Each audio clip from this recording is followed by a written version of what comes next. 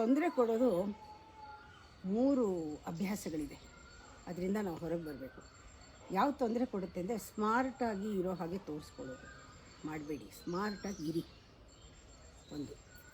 ಎರಡನೇದು, ಪದಗಳನ್ನ ಉಪಯೋಗಿಸ್ಬೇಕಾದ್ರೆ ದೊಡ್ಡ ದೊಡ್ಡ ಪದಗಳನ್ನ ಹುಡ್ಕೊಂಡು ಮಾತಾಡ್ತೀವಿ. ಅದು ಮಾಡಬಾರ್ದು. ನಮ್ಮ ಉದ್ದೇಶ ಕಮ್ಯುನಿಕೇಟ್ ಮಾಡೋದು. ತಲುಪಕ್ಕೆ ಯಾವುದು ಬೇಕೋ ಪದ ಅದನ್ನು ಮಾತ್ರ ಬಳಸಿದ್ರೂ ಸಾಕು.